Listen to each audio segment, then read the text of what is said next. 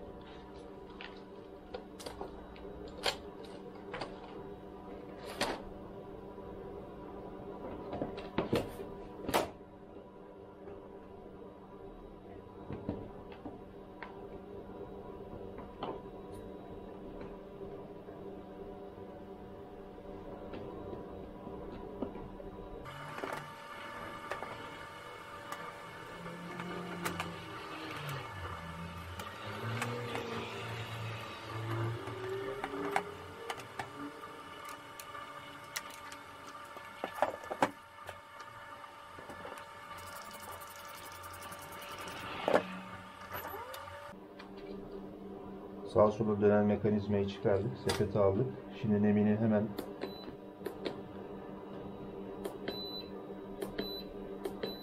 ...69'u hemen 77 seviyelerine, 78'lere çıkartıyorum.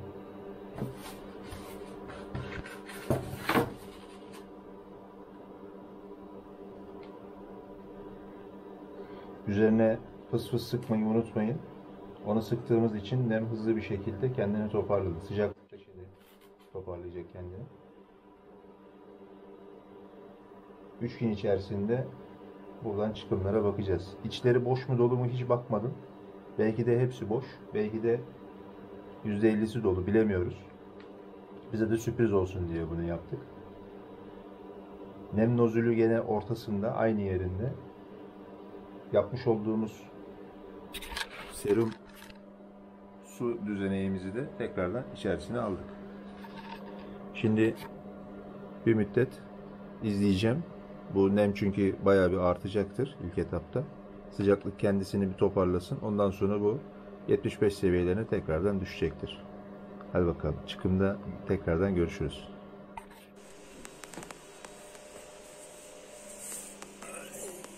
Arkadaşlar 21. günü geçti. 22. gün oldu ama herhangi bir çıkım yok. Yani sanıyorum yumurtalarımızın içleri boştu herhalde. Ya da bayatladı. Artık açıyoruz. Şöyle bir tanesi patlamış.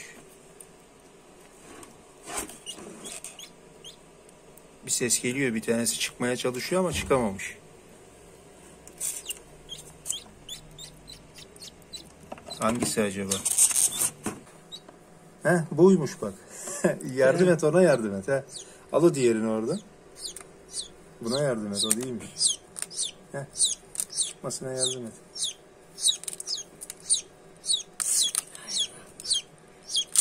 Ay yavrum. Sırdır iyice.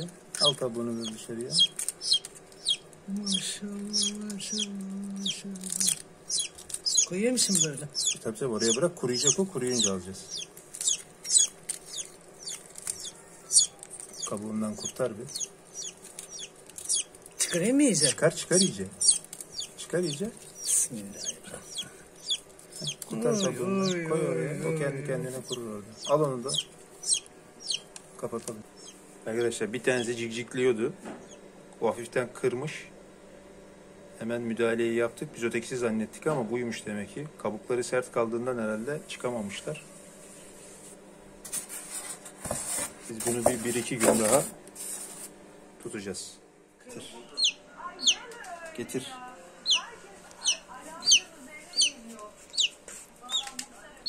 Ay. Hadi getir. Nereye koyayım? O yemin kenarına bir yere koyuver. Şu ışığın altına doğru koy. Işığa doğru. Hadi bir ısınsın bakalım. Hadi bakalım. Canım bakalım. Ayağı kıvrıldı. Arkadaşlar bir tane çıktı içinde. Onu da şimdi bir nemlendirdik, temizledik üstünü, kabuklarını falan ama sanırım sıkıntısı var. Bakalım toparlamaya çalışacağız. Kaykıldı. Bir türlü düz duramıyor yani. Onun sağ ayağı sanırım çalışmıyor. Sol ayağı sadece Bakalım bir koyalım bakalım. Çalışıyor da. Toparlayamadık yani. Bakalım toparlamaya çalışacağız. Diğer yumurtaların hiçbirisi çıkmadı. Gözlerim niye açılmıyor? Kanatlarında da renk var baksana. Evet. Ha, sıçtı galiba. He. Sıçarsa rahatlar. Ya. He. İyi, hayata tutunacak o zaman o. O hayata tutunacak o zaman. Sıcak iyi geldi. Boklu seni.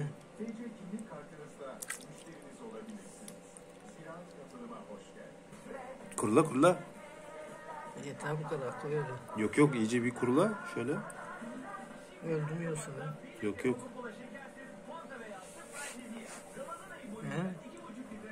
Ağzını açıyor hayvan. Canlı ya.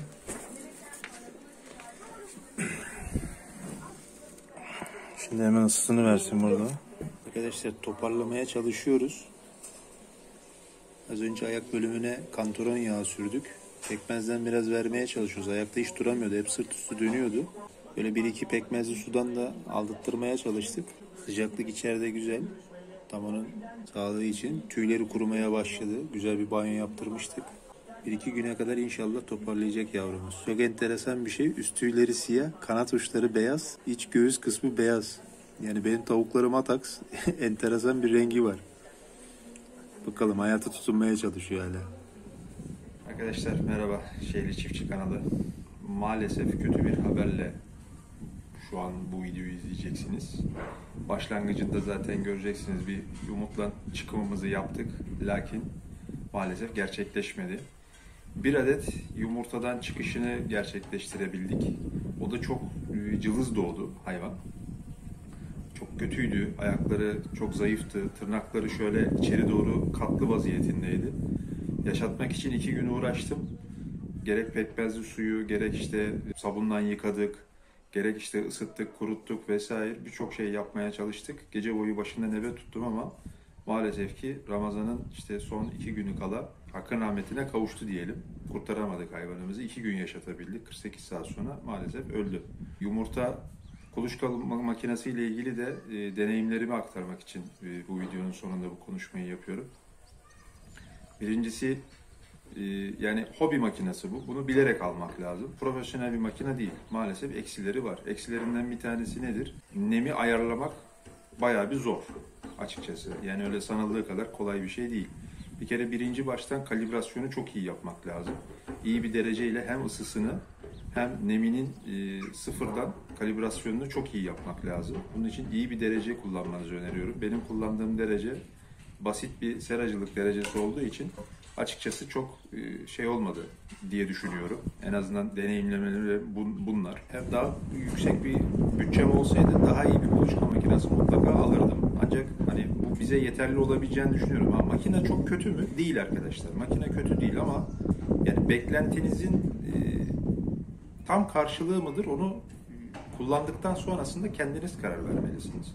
Bana göre benim beklentimi ilk birinci çıkımda çok hayal kırıklığı olduğu için karşılamadı gibi gözükse de ikinci denememde mutlaka daha başarılı olacağımı düşünüyorum.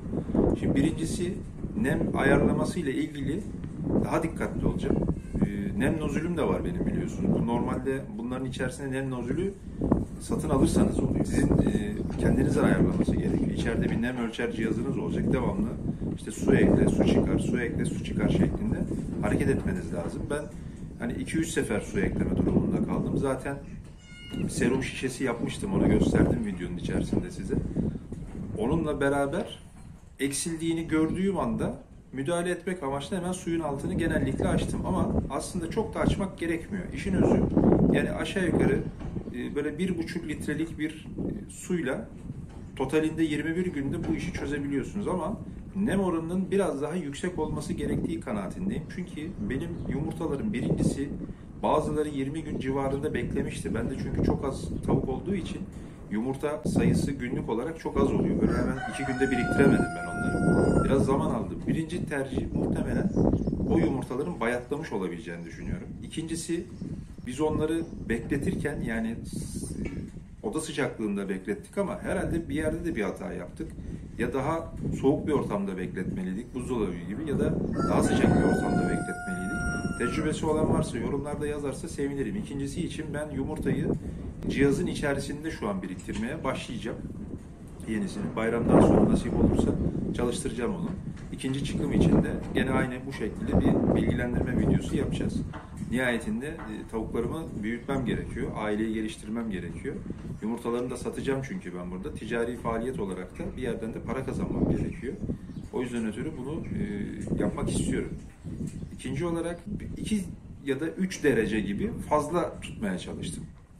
Çünkü hep böyle okuduğum yorumlarda, izlediğim videolarda nemle ilgili hep sorun olduğunu gösteriyorlar. Bir de 1 saatliği kadar bir elektrik kesintisi olmuştu bizde. O aradan 65 olan ilk 18 günlük araçtaki 65 olan nem derecem 53'e düştü birimi. O arada da acaba bir şey oldu mu diye soruyorum ama şimdi bakıyorum videolara, çıkım alanlara. Yani dakikalarca video çekerken vesaire hep açık bırakıyorlar kapıları. Yani bu kadar kısa sürede bir şey olacağını zannetmiyorum. Neredeyse 20'ye kadar düşürüyorlar o videolarında. Mesela hani 1 saatlik kesintide 53'e kadar düşmüş. Aslında hani nem de çok fazla düşmemiş. Sıcaklıkta 2-3 derece bir şey düşmüş. Çünkü yani evin içerisinde tutuyorum ben onları. Yani bizim salonumuzun içerisinde duruyor. Sıcak bir ortamda olması için rüzgar almasın diye uğraştım ben onu. Hani balkona falan koymadım. Bir de elektrik henüz olmadığı için buraya da getirmemiştim ama bir sonrakisinde elektrik olacak.